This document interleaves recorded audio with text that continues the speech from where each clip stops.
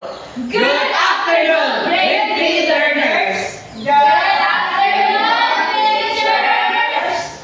We are your teachers for today. I am teacher Ann Elizabeth. I am Jennifer. I am teacher Jovan. I am teacher Mitch. I am teacher Jane. And we are your teachers for today. Good afternoon, class. Good afternoon, teacher! I can hear you. Good afternoon. Okay, that's so much energy. So, because we have prepared a much activity for you. So, did you eat your lunch today? It's good to eat your lunch today because we prepared much activity that consumes your energy. So, before that, Miss Secretary, is there any absent for today? Okay, very good. So, there's no absent for today. So, every class discussion and every class activities, we have our classroom rules. So, first, classroom rules is acronym as posture. So, can you read our classroom rules, class? Participate actively. Obey instructions. Stay on task. Treat others with respect. Use kind words. Raise your hand. Encourage others. Okay, can I expect that from you, class? Yes, teacher. Okay, very good. So here we have our scoreboard, and here see that there's Tom and Jerry. So the class will be divided into two: the team Tom and the team Jerry. So the scoring will be represent as the cheese and the milk, and milk will be consumed by Tom. So this milk represents as 10 points for Tom, and Jerry cheese that also represent 10 points. And here we have our behavioral chart. The behavioral chart includes also your behavior during our class. We follow our classroom rules, answers our cooperate during activities. So we will put also the chips and the milk to your team. Okay? So now I will call on teacher L to proceed with our activity. Okay, good afternoon, class. Good afternoon, teacher. Today, I'm going to test on you if you remember your our last topic. So, do you want activity? Yes, teacher. Okay, so we prepared some activity. It's called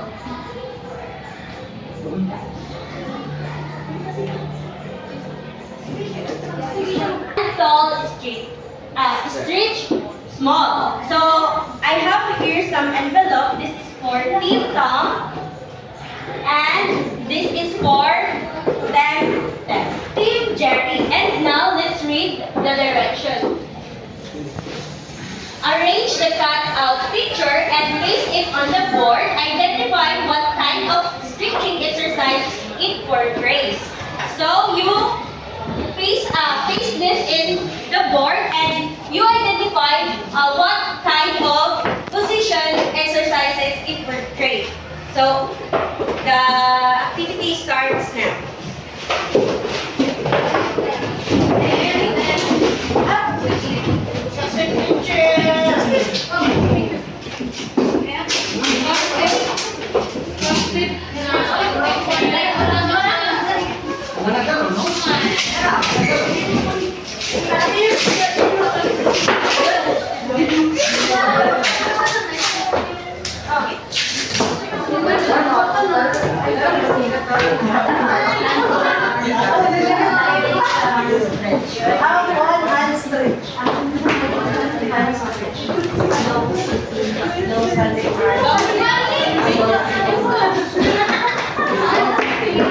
We're done, teacher. How about the other team? Good luck, sir. Okay.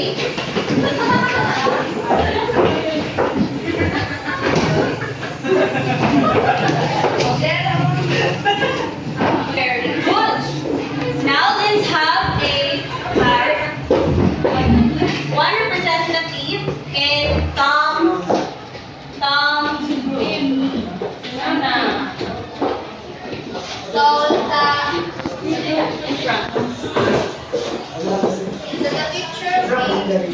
Buo is It is called the standing arm stretch. okay, very good. How about the Jerry Lee? This picture portrays sitting long stretch. Okay, very good. Okay, do you remember our last topic? Yeah. Okay, Kentoy. It is all about identifying, conditioning, and flexibility exercise that will improve posture picture. Very good. Now, teacher Jennifer will continue the discussion. Good afternoon again, class. Good afternoon, teacher. So, are you ready to learn our new lesson? Yes, teacher. Thank you.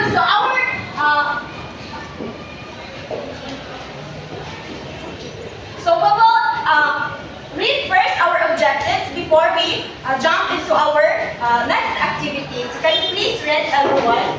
At the end of the lesson, the student should be able to identify conditioning and flexibility exercises, execute correctly leg and arm stretching exercises to improve body posture, and participate actively in enjoyable physical activity. Okay. I hope that you will learn from our discussion today. Okay. So our next activity is called Connect Me.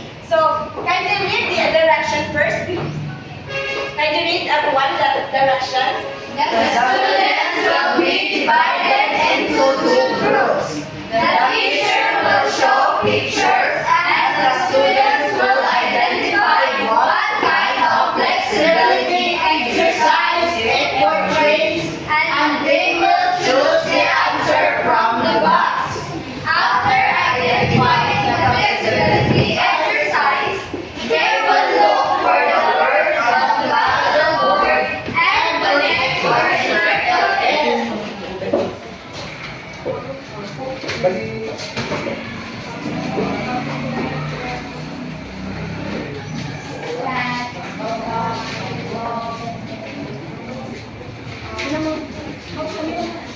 So the group will be already divided into two. So the group 1 and group 2, I will show some pictures and then you are going to identify what kind of flexibility exercise it portrays. And then by answering the shown picture, you have a choices here. So now in answering the picture, you will write 1 or 2 or 3. For example, number 1, the answer is straight standing. So you will mark here as number 1. This will be your answer for number 1. And then after answering or identifying the flexibility exercises, you will look for the word in here. Okay? Did you get it? Yes, teacher. So now, are you excited? Yes, teacher. Okay, it's time to connect me. So,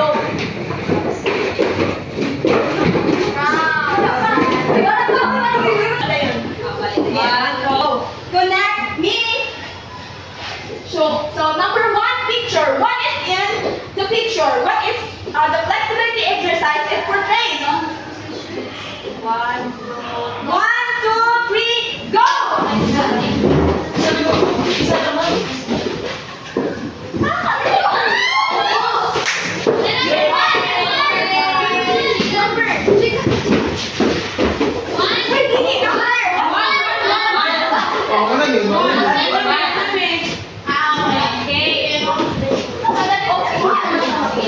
So another picture. What flexibility exercise is portrayed?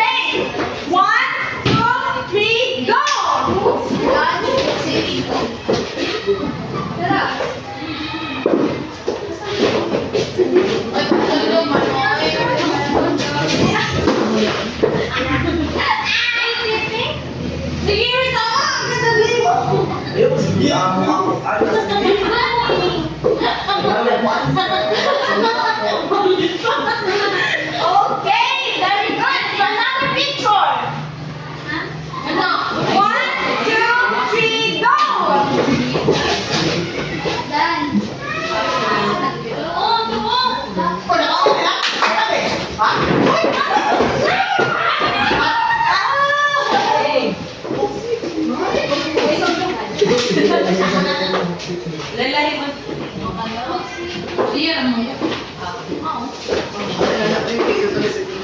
Hey, another one. What flexibility exercise? Come on, please. 1, 2, 3, go.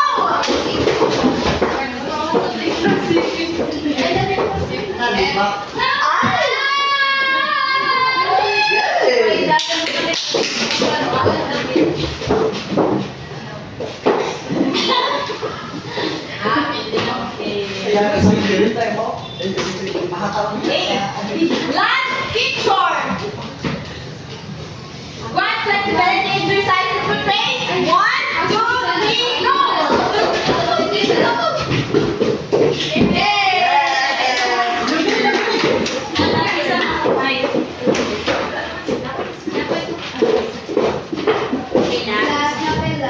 The last one. 1, 2, 3, go.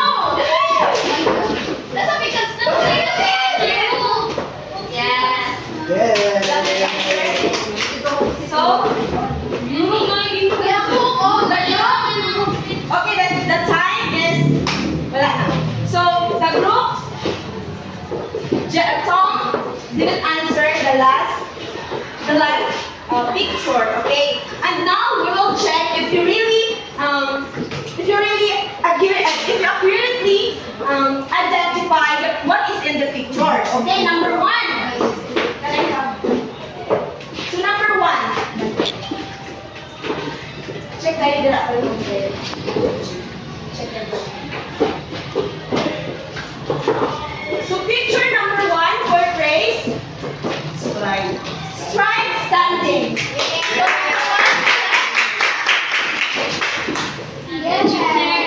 Check. So, another picture. What is in the picture? Hawk sitting. Wrong.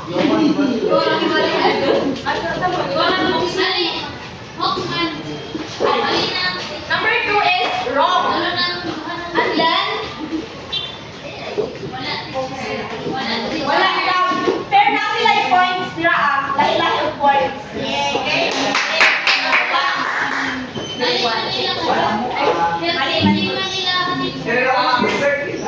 Okay. Sige, another picture. What is that? Picture. Heel sitting. That is heel sitting. Dili siya. So, you interchange it. So, that is wrong. Wrong. And then, but, nakita nila sa but. So, correct the apple. So, another. So, what is in the picture? Right sitting. Number 4. Check.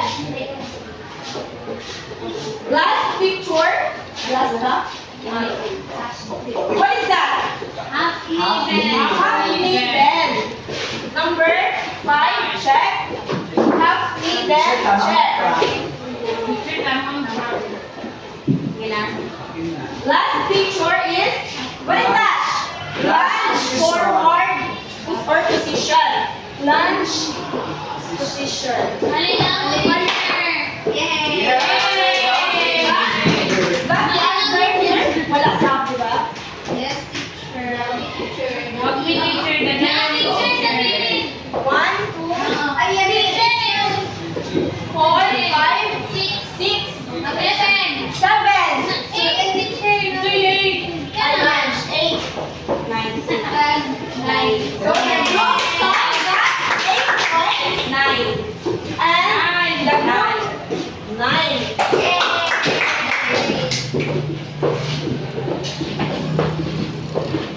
So, did you enjoy our activity class? Have you learned something? Wow, very good. So, I will call a teacher.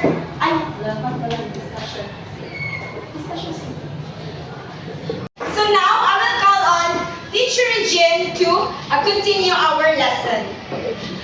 Ready na? Ready na? Aha! Aha! Ready na, ready na. Alright. Are you ready to jump into our lesson to the class? Yes! But before that, I prepared a video clip presentation that you will going to watch.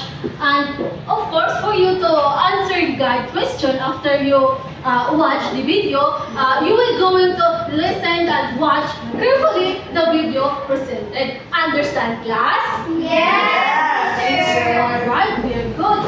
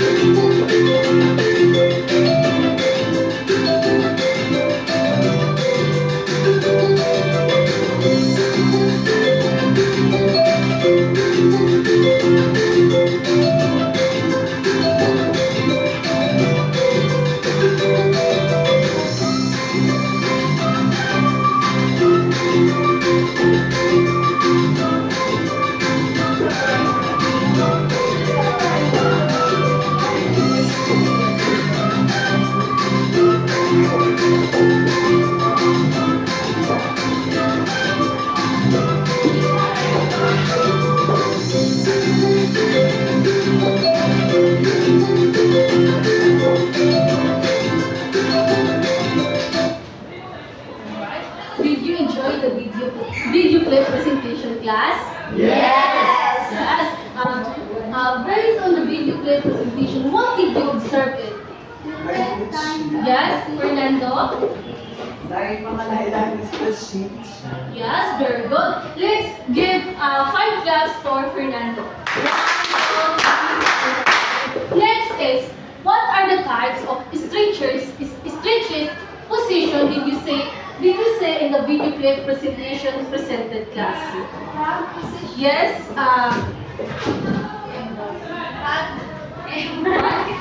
Front sitting, exercise teacher. alright, very good. Can you give 3 claps for Aloy? Can you give me at least one example or one exercise that parang position na pwede natin ma-apply in our everyday? Standing, Yes? standing, Can you stand up? standing Did you heard? Narinig niyo ba, classmate? Standing position. Alright, very good. Can you give 3 claps for Venus? Yes. Did you perform it into your home, those mga activities na you watch? Yes! Like what? Watching TV. Alright, very good. Thank you, Ryan. And now, let's dive into our new discussion or new lesson. And I will going to call Teacher Mauro. So before we delve into our discussion about our new lesson, I want you to demonstrate or execute what you see in the video. You will do it. I will do, and you can do it.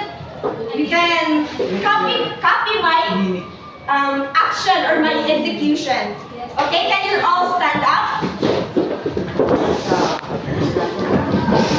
So first, in the video, what is the first stretching? Standing. Standing. So you will stand like this.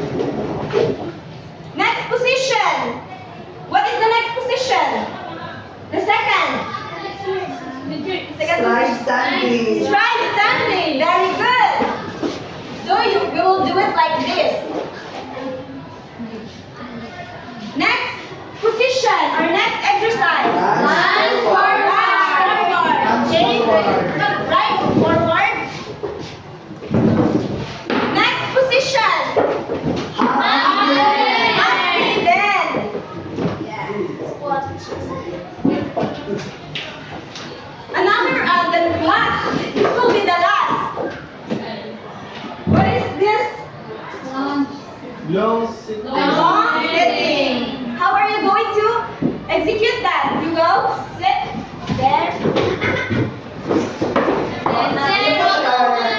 Set, and then you will put your hand there. Did you feel relaxed? Okay, very good. Thank you for participating our activity. So now, how did you feel?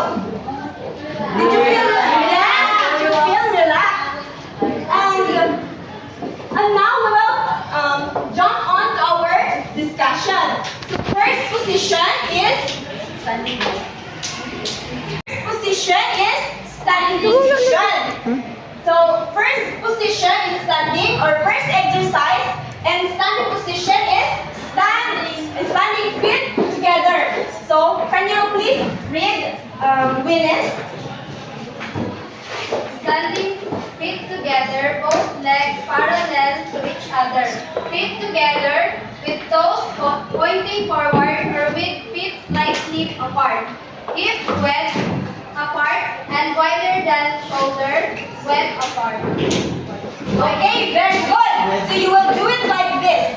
So when you execute the first position or the first exercise is your back will be relaxed. So that is why this standing position or this flexibility exercise will correct your posture, because when you do it like this, your shoulder and your hips will be elevated. So it means your back will be straight, and then it will correct your posture. And the next is stride standing. So stride standing is a position where you flex your both feet, making them point away from each other. So when you do it like this, your back will also relax. So it means your back is in a good posture.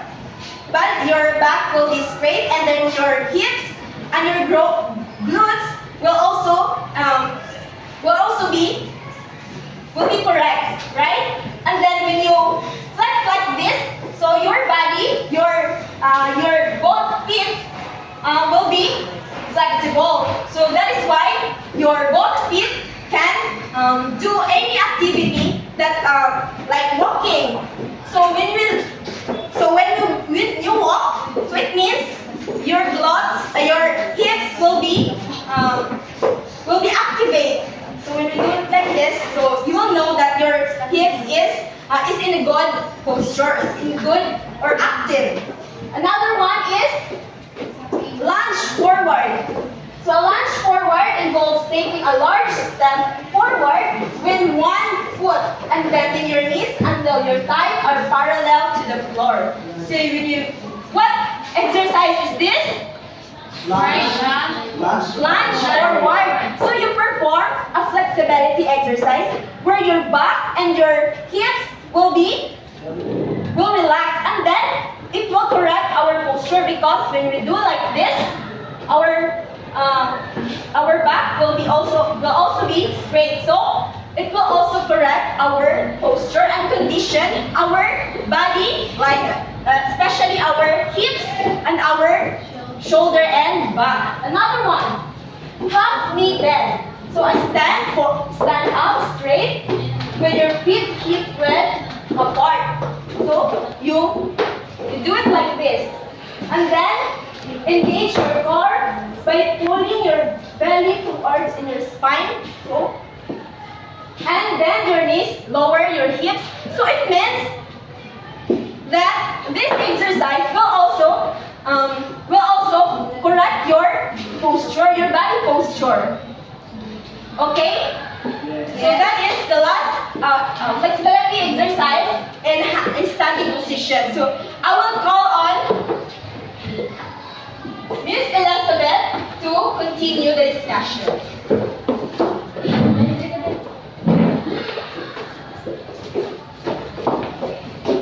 Now let's proceed to sitting position. So first we have long sitting.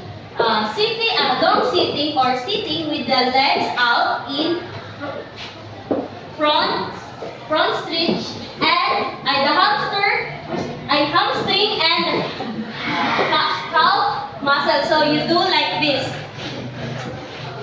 And put your hands here. So that is long sitting. The second one is long sitting rest. It's a gymnastic position where you sit on the floor with your legs stretched out and in front of you, your knees bent slightly and your hand placed on either side. So you do like that. You want to try it? Yes. Okay. I call na lang Texon. You do the long sitting rest. Yes, very good. That is long sitting rest. And the third, thank you, Texon. The third one is frog sitting, also known as a frog pose or a yoga pose that involves sitting in a position that stretches the hips, grown in inner thighs. Hugo, would you like to perform? Okay. That one and bend your knee. Ayan na. Then, yes, like that. That is a frog sitting. Now the fourth one is crack sitting.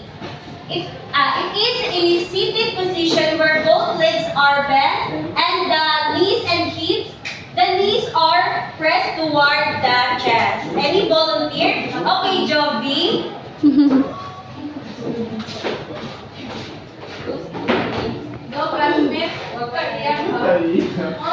Okay, that is stop sitting. Now the fifth one is heel sitting. It's a kneeling position where you sit back on your heels with one or both knees on the ground. Okay. Anami. You follow that picture. This one.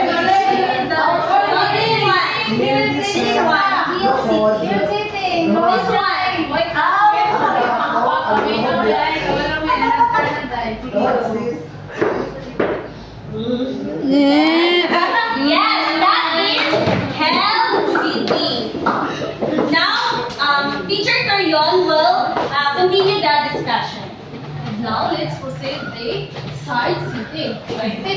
It is sitting position where a person's knees are bent and both feet are on the same side of the body. Oh, who wants to go?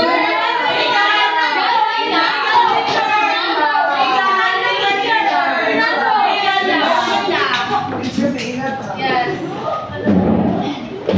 In a clock on, we're going to execute the side sitting. So, go.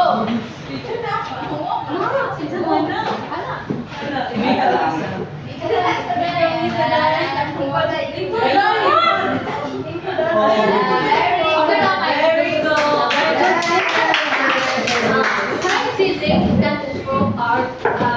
can improve our body posture. Next is hurdle sitting.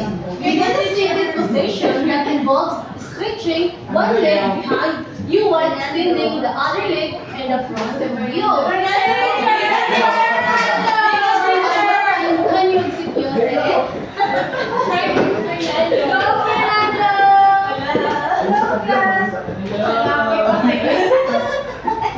Easy, friends.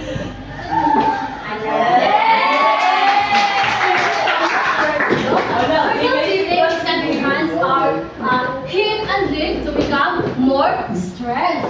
Next is cross-leg sitting. It's also known as Indian sitting position. A sitting position where both the feet are bent inwards and crossed at the ankles with ankles on the floor. Who wants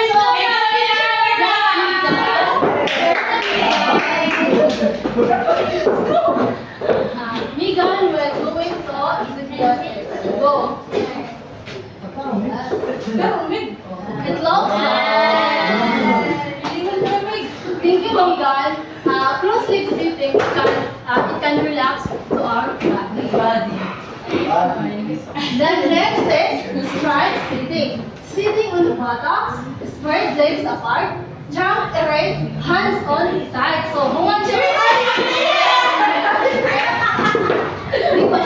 we're going to execute. Go. Go. Next is hawk sitting. Bend both knees close to the body. The body is straight. Hands on the shin of the legs. So once again, we're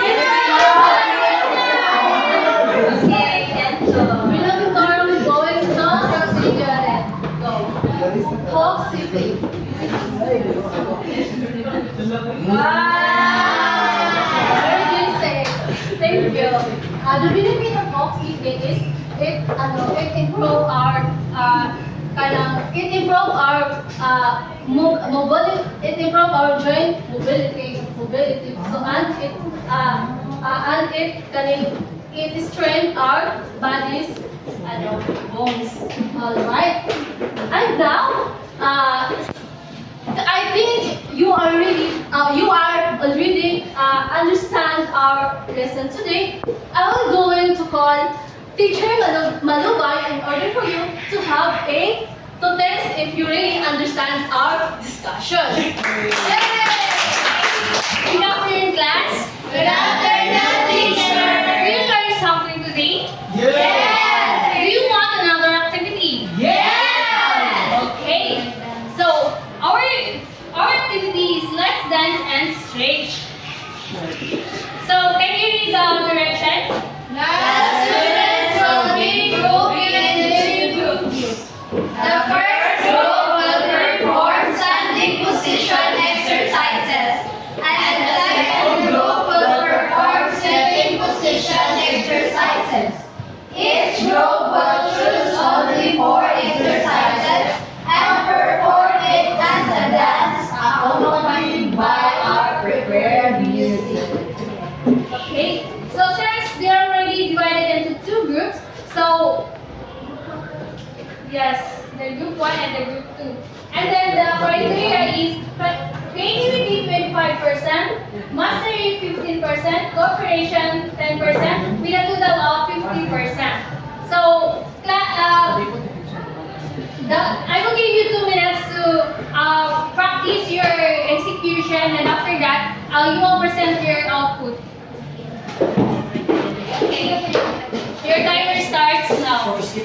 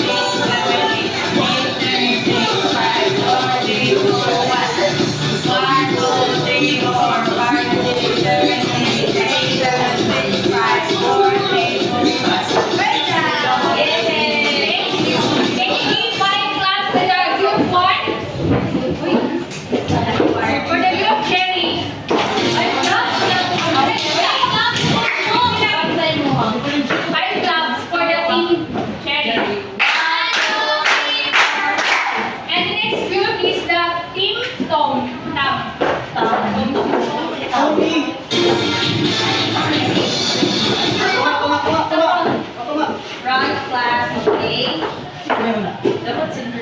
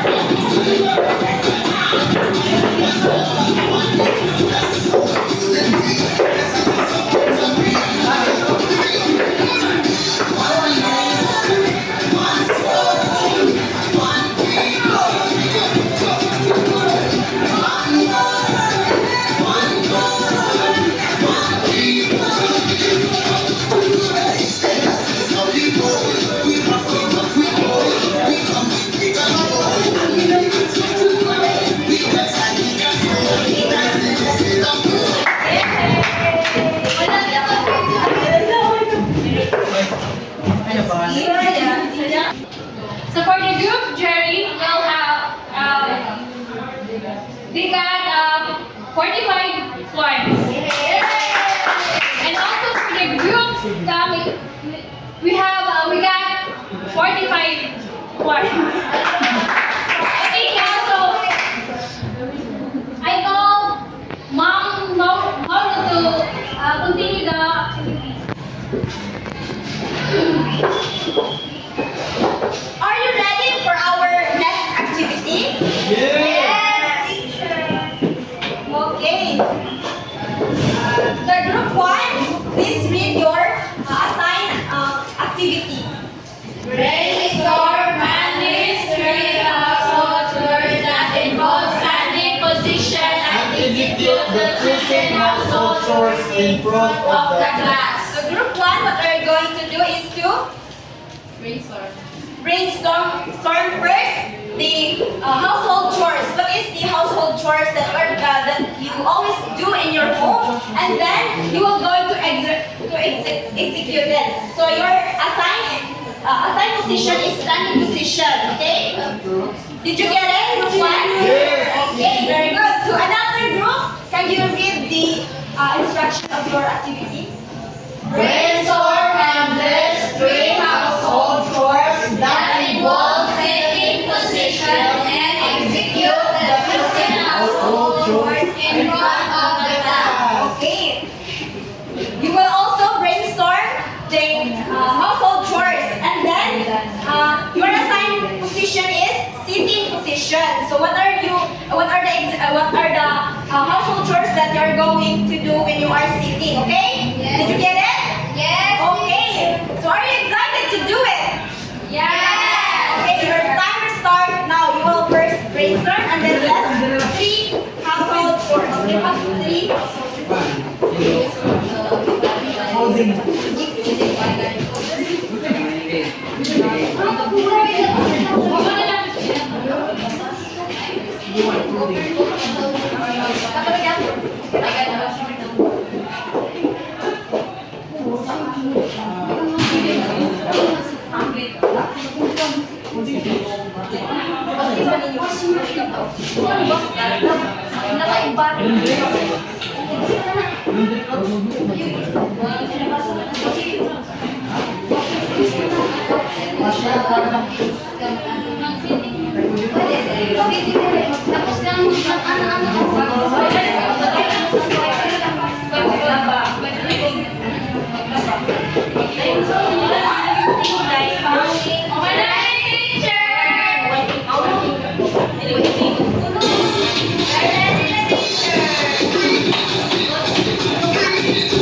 Okay, are you all ready? Yes, teacher. Okay. What group are we going to do? Perform first. Okay. And then performing. Can I ask what are the 3 types? Can you say what are the 3 types of washing? While you are performing. Let's go.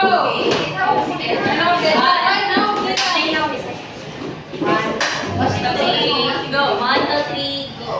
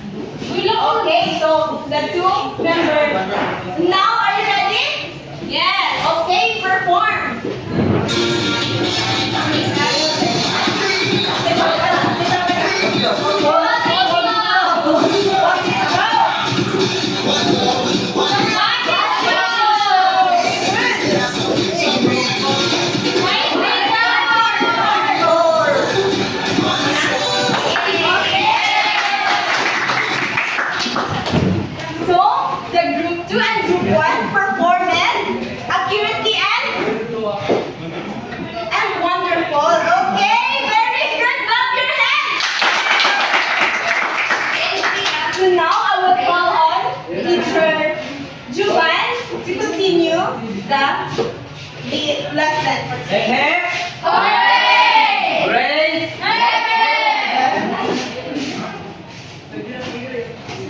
So the next part, so we're almost done with our class today. So I'm going to ask you about what you learned today. So what are those flexible exercises that we did tackle?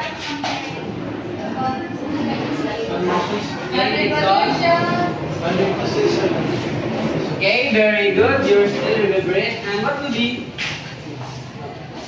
the applications of those, like the household chores that you perform? What are those applications that you can apply in your home? Okay, okay, washing plates from here. Okay, washing doors. Okay, very good. So I know that we've learned a lot today, and the most important thing is that we perform our household chores in our house as we perform the exercises to maintain our healthy body and healthy well-being. Okay? And now, I will call on Teacher Malubay for our evaluation part.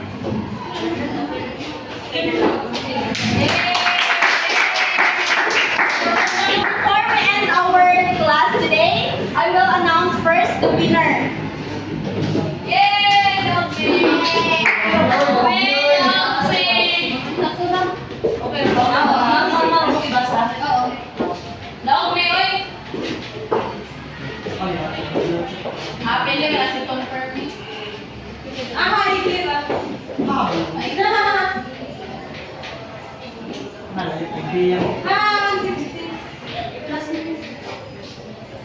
Ano si George? Oh, daon. The winner is Green. Thank you for participating in our class, and I hope you learned something for today. Goodbye, Goodbye, class. class.